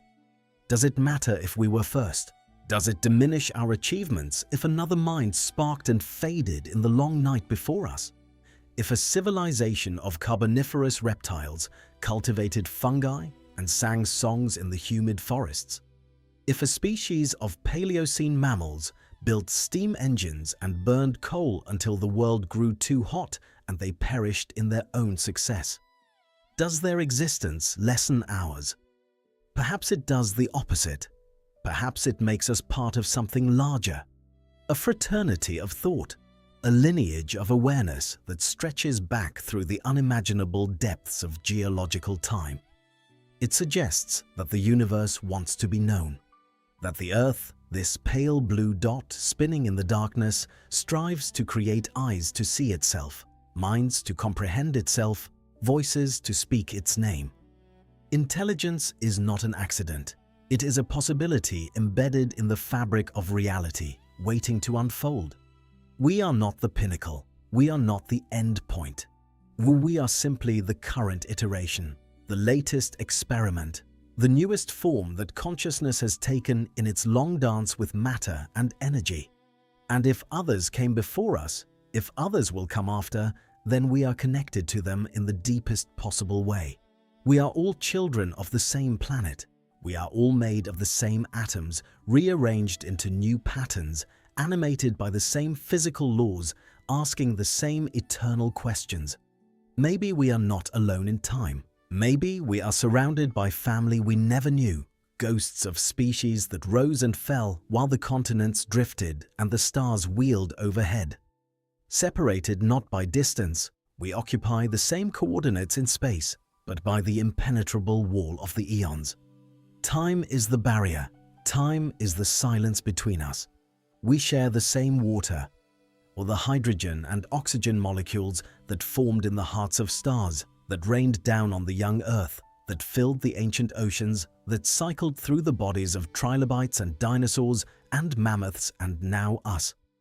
We breathe the same air, recycled 1 billion times through the lungs and gills and spiracles of countless organisms, each molecule of nitrogen and oxygen passing through an endless chain of life. The carbon in your bones was once in a tree. Before that, it was in the atmosphere. Before that, perhaps it was in the body of a Troodontid singing under a Cretaceous sky. Before that, in the tissues of a Carboniferous fungus. Before that, dissolved in the warm Permian Ocean. The atoms do not remember, but they carry the pattern forward. They are the ink in which the story is written. We walk on the same atoms. The ground beneath your feet is made of recycled worlds. The silicon and iron and calcium came from the debris of exploded stars. They condensed into the Earth 4.54 billion years ago. They have been melted and reformed countless times in the mantle. They have been pushed up as mountains, eroded down to sand, washed into the sea, subducted, melted, and brought back to the surface as fresh rock. This cycle has repeated so many times that the original surface of the Earth is long gone. What you stand on now is the latest version, the newest expression of the same ancient materials. There is a comfort in this smallness, a peace in knowing that we are part of a cycle, not an exception to it. That the Earth is resilient beyond our comprehension. That life is persistent, adaptive, endlessly creative. That even if we fade, even if our cities become dust, even if our skyscrapers crumble to rubble, even if our history is erased by the grinding tectonic plates and the patient erosion of wind and water, the spark will return. Not us. We will not return. Our species, our particular pattern of DNA, our specific configuration of neurons and culture and language, that will be gone. But the spark of awareness, the capacity for thought, the drive to understand, that will resurface. It may take 10 million years. It may take 100 million. The Earth has time. time beyond human reckoning. The sun will shine for another 5 billion years. The continents will drift, new oceans will open, old mountains will fall. New species will evolve to fill the niches we leave vacant, and among them, perhaps, another mind will awaken. Another set of eyes will look up at the stars and wonder. Another voice will ask, "What is this? Who am I? Am I alone?" This is the promise of deep time. Not that we are eternal, but that the potential for us, for intelligence, for wonder, for beauty, is woven into the structure of the universe. It cannot be destroyed, it can only be delayed. The Earth will keep trying, life will keep experimenting, and somewhere in the vast probabilistic space of evolution, the combination will occur again. A brain will form, a society will coalesce, a civilization will rise, marvel at its own existence, and eventually fade back into the stone. The ocean rolls in, the waves break on the shore, each one unique, each one the same. They have done so for 4 billion years since the first oceans condensed from the steam of the young planet. They will do so for 4 billion more until the sun swells into a red giant and boils the seas into space. The rhythm is eternal. The water is deep and dark and full of secrets. It holds the past dissolved in its chemistry, the salt leached from ancient rocks, the carbon cycled through ancient life. It cradles the future, the potential for what will come, the organisms yet to evolve, the eyes yet to open. We look out at the horizon, where the sea meets the sky, where the blue of water blends seamlessly into the blue of atmosphere. It is a line that goes on forever, curving with the gentle sphere of the planet. A boundary between what is known and what is possible, between the observable and the imagined. In the silence of the deep earth, in the quiet between the heartbeats of the planet, the answer waits. Or perhaps there is no answer. Perhaps there is only the question, echoing through time, passed from one mind to the next like a sacred flame. We are the dreamers of the moment. We are the species that dreams of other species. We imagine the Troodontids singing under alien stars. We reconstruct the Carboniferous minds from shards of possibility. We peer into the depths of geological time and see shadows moving in the mist. This capacity to imagine, to empathize across species and epochs, is perhaps our greatest gift. We are not just conscious, we are conscious of consciousness. We are aware of awareness. We see ourselves seeing. We are the eyes of the present, the sensory organs of the Earth in this brief, flickering moment. Through us, the planet perceives itself. Through our telescopes, it looks outward at the cosmos. Through our microscopes, it looks inward at the quantum realm. Through our minds, it contemplates its own existence. This is what the philosopher Alan Watts called the universe looking at itself through billions of different peepholes. Each of us is a peephole, a unique vantage point, a perspective that has never existed before and will never exist again. We are the memory of the future. We are the layer being deposited right now. Every action we take, every molecule of carbon we release, every piece of plastic we discard, every structure we build, all of it is being recorded in the slow accumulation of sediment, in the gradual shift of atmospheric chemistry, in the alteration of ecosystems. We cannot see this recording happening. It is too slow, but it is as real as writing in a book. Future beings, if they exist, will read our chapter. They will see the spike, ye the anomaly, the sudden, dramatic change. And they will know that something extraordinary happened here. The stars are coming out now. One by one, they appear in the darkening sky, pinpricks of ancient light that left their sources thousands or millions of years ago, traveling across the vast emptiness to arrive here, now, in your eyes. Ancient light touching a new world. Light that began its journey before humans existed, before the last ice age, before the Troodontids sang their final songs. That light carries information, the spectra of distant suns, the chemical fingerprints of worlds we will never touch. But it also carries something more intangible, a reminder that we are connected to the cosmos, that we are not separate from the universe, but expressions of it, arrangements of its matter, patterns of its energy. The wind settles. The breeze that stirred the leaves and ruffled the water grows still.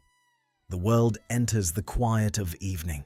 The earth is still beneath you, solid, ancient, patient. It has been here for 4.54 billion years. It will be here long after you are gone. This is not a sad thought. It is a peaceful one. You are a guest in this house, a temporary resident. You have been given the gift of awareness, the ability to perceive and appreciate the beauty of this place. And when your time ends, the house will remain, ready for the next guest. Time flows on, endless, deep, calm. It is the river in which all things move.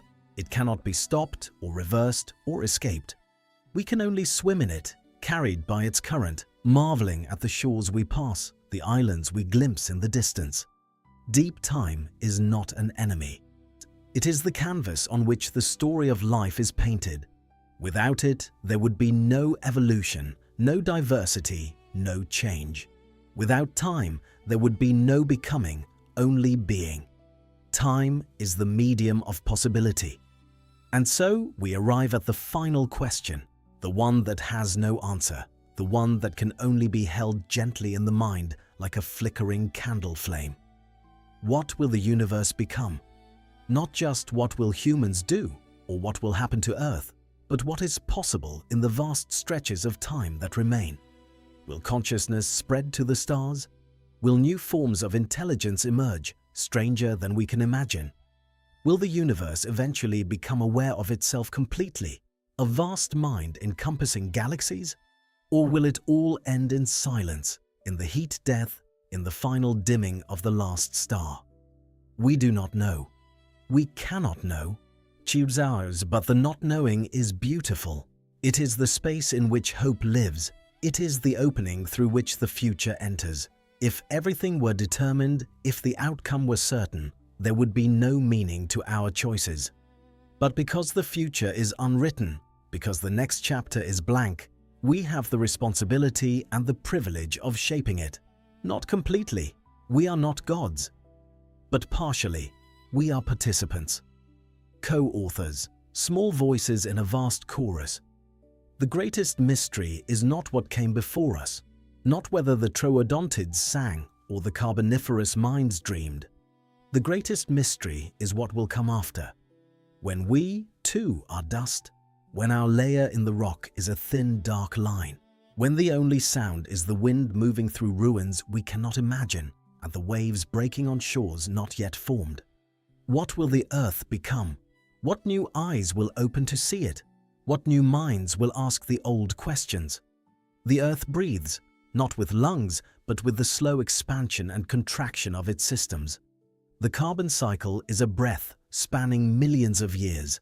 Carbon is exhaled by volcanoes. It is inhaled by plants and weathering rocks. It is exhaled again by decomposition and fire. Inhale, exhale. The oxygen cycle is a breath. Oxygen is released by photosynthesis. It is consumed by respiration and oxidation. Released, consumed. The water cycle is a breath. Water evaporates from the oceans.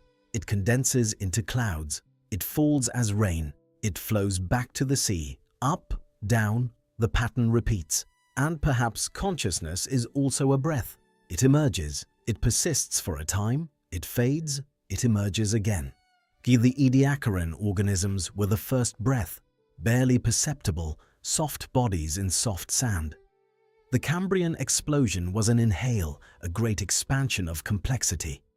The Permian extinction was an exhale, a release of species into oblivion. The rise of the dinosaurs was an inhale, their extinction an exhale. The mammals an inhale. The humans, perhaps, are the crest of the current breath. But the breathing continues. It does not stop. We are between breaths now, in the pause, in the moment of stillness before the next inhale begins. This is where we stand, on the threshold, looking backward at the vast history that brought us here. looking forward into the unknowable future, grateful for the moment, humbled by the scale, connected to everything that is, was, or will be. Let your eyes close if they are not already closed. Let your breathing slow to match the rhythm of the waves. Let your mind drift in the gentle current of deep time. You are safe here. You are held by the earth, by the gravity that keeps you anchored, by the atmosphere that wraps around you like a blanket. You are part of the pattern, a single note in a symphony that has been playing for 4 billion years and will play for billions more. The questions do not need answers. They need only to be asked. The mystery does not need to be solved. It needs only to be felt, to be appreciated, to be honored. You have journeyed through the ages tonight. You have walked with the Gorgonopsids and sung with the Troodontids. You have seen the rise and fall of worlds. You have touched the infinite, and now you rest. The journey is complete. The story, for now, is told. But it is not over. It will never be over. As long as there is time, there is the possibility of new stories, new minds, new dreams. The earth will continue its patient work, sculpting forms from clay and teaching them to see, and in seeing, to wonder, and in wondering, to become something more than matter, to become consciousness, awareness, intelligence, love. Sleep now if you wish, or wake, refreshed by the journey. Either way, you carry with you the gift of perspective. You know now that you are part of something larger than yourself, that you are a wave in an ancient ocean, a spark in an eternal fire, a voice in an endless conversation. The stars wheel slowly overhead, tracing their arcs across the vault of heaven as they have done for all of time, as they will do for all of time to come, indifferent to the small dramas below. With the rise and fall of species, the birth and death of worlds, witnessing it all with patient eternal light. The wind carries a whisper, not a voice, but something older, the breath of the earth, the sigh of deep time. And in that whisper, if you listen closely, you can hear it, the promise that the flame will not go out, that the spark will always return, that the universe will continue to wake up and look at itself with new eyes, over and over without end. This is the only certainty, the only truth that survives the grinding of the tectonic plates and the erosion of mountains. Consciousness returns. Life persists. The dream continues. Forever. CTA 3. And whenever you're ready to explore another world, we'll be here.